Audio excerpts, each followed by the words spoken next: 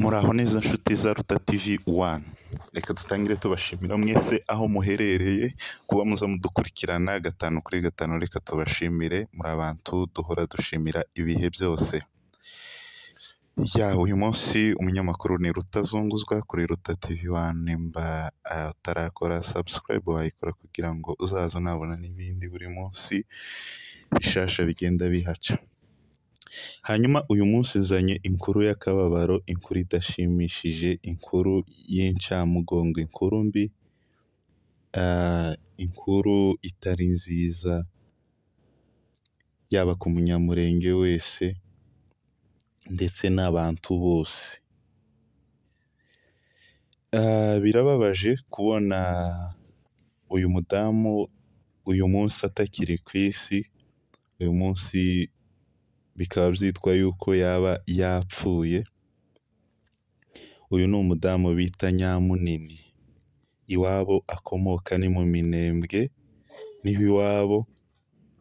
Gusa icyo ntazi ni umurara ashatswemo, gusa nzi yuko iwabo ari mu Minembwe, twaranabanye kera. Hanyuma uyu Nyamunini rero ejo ku bantu baturanye nawe,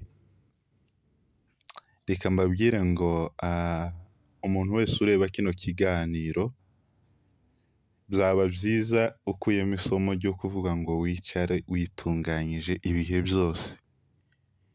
Reka niyo abantu bakubona ukundi, bakakubona uko utameze, we gusa ugapfa kumenya kuko wicaye witunganyije, ukamenya ko wicaye umeze neza nta kibazo ufite. Aho ngaho biba ari byiza cyane, kubera kuko muri iyi minsi umuntu ari mu gupfa utari witeguye. Umuntu agapfa ibintu biri aho, yari muzima yari ameze neza, ukabona gusa bwaca mwirigwanye mwaganiriye, ariko wataha wageraho ukumva wa muntu ukivaho ubwo ngubwo ngo arapfuye. Rero ni ukuvuga buri muntu wese isomo nabaheza muri iki kiganiro, mwicare mwitunganyije, twese twicare twitunganyije. Yego biragoye kuba mu isi nta bicumuro nta cyaha, biragoye cyane, ariko tugomba kurwana n'ibyo byose. Ibyago ibibazo ntibituneshe ngo bitume twacumura, ibiba byose ntibitume ducika intege zo kuvuga ngo ducumure dukore ibyaha. Ifuza kubabarira mugenzi wawe, nunabona wamukosheye umusabe imbabazi nawe akubabarire, niko kwiza. Hanyuma uyu munsi rero tuzanye amakuru ya Nyamunini. Nyamunini ni umudamu wari ufite abana 4, bose baracyari batoya. N'abana batoya bose bari bagikeneye kuba babona mama wabo iruhande. Abana bumva n'abana bajya, buri mwana wese aba yumva yuko buriya umwana mutoya uba ubona yuko si n'umwana mutoya. Umuntu wese azavuga ngo akabura ntikaboneke ni nyina w'umuntu.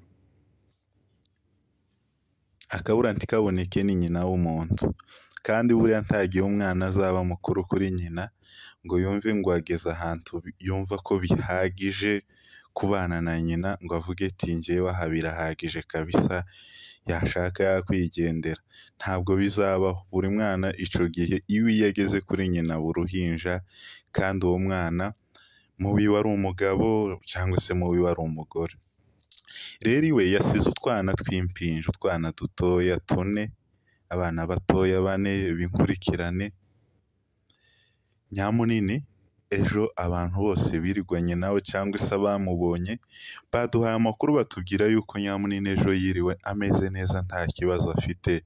Gusa habaye mu kajoro atatse umutwe, nuko ataka umutwe, ariko kandi ntabwo byari grave kuvuga ngo wenda ngo abantu ngo bahita bikanga ngo bavuge ngo yarwaye cyane. Ngo yatatse umutwe kandi ntabwo yawutatse umwanya, gusa nyine hagize akanya gatoya avuze nyine kugira umuntu yakubwira ati umutwe urandiye, ndi kumva nkaho umutwe undiye, niko nawe byagenze, nyuma yaho buca yapfuye. Nyuma yaho mwabonye ejo undi mugabo nawe ni mwene wabo hariya Githurai muri Kenya, nawe ejo yapfuye, nawe apfa. Uburyo yapfuye nawe ni uburyo buba buyoberanye. Nawe ntiyari arwaye, yari muzima, ni umuntu ngo utarigeze urwara, niyo makuru twahawe, gusa yarafashwe ubwo ngubwo ahita apfa. Rero muri iyi minsi ni ukuvuga ngo sinzi n'iki kindi kintu caje kiri guhita gifata umuntu wenda aho ngaho, cyagufata ako kanya ugahita upfa utari urwaye, utabanje ngo urembe uje mu bitaro. Ni ibintu bibabaje cyane cyane. Rero ku bantu bose begeranye na Nyamunini aho yari atuye, mwegere umugabo wiwe mumufate ku mugongo, ibibazo byamugezeho bikomeye, kuba yabuze umugore mwiza wiwe mutoya, mama w'abana biwe akaba yababuze, ubu ngubu akaba atakiriho, abana bakaba biswe imfubyi kuri uyu munsi. Ndasaba famiye, abantu bamwegereye, abanyamurenge bose, uwaba umwegereye bagende babafate ku mugongo kabisa. Uyu muryango wahuye n'isi, uyu muryango wahuye n'ibibazo. Impamvu tuba tubizanye ku ma YouTube ni ukugira ngo hari abantu benshi baba bazi umuntu ariko ukazugira gutya muri iyi minsi ntawe ukimenya uburyo byagenze, usigaye uheruka umuntu ukamubona mwari muri kumwe, bwacu ukazumva wazagera igihe umutekereza, ukazumva ngo haciye umwaka yarapfuye cyangwa imyaka 2. Niko byagenze kubera gutatana mu mahanga, utuzi twinshi, urimo kwamusanga umuntu yihugiyeho. Ubu ngubu hari nk'abantu guhera mu gitondo batafunguye amatelefone, batazanayafungura n'ejo, baza wenda yazaza gusa agasanga ibintu byararangiye kubera ko muba mudaturanye. Ukaza usanga abantu benshi muri iyi minsi, uri mu gusanga abantu aje kumenya amakuru y'umuntu uko yapfuye hagize igihe birenze. Niyo mpamvu tuba tubizanya hano kugira ngo tubatangarize bene wacu umuntu uko yitabye Imana. Nyamunini yagiye, umumama witondaga utari uzwiho amakosa, umumama w'umukristo, umumama wari ukiri mutoya mwiza. Nta kundi famiye mwihangane, abanyamurenge twese twihangane, abaturanyi mwihangane, nta kundi tuzamusanga. Isi si iwacu, isi twese tuzayisiga. Hari ahantu muri Bibiliya havuga ngo urupfu ni umwanzi, ngo ariko ni intumwa y'Imana izirukoresha kugira ngo itarure abayo. Rero Nyamunini ni imbuto yari yeze, Imana yayitaruye, kandi buriya Imana ntabwo yanga abapfa, ahubwo ibiyegereje. Ibo nibo yishimira, Imana yishimira abapfa kuko baba bayisanze.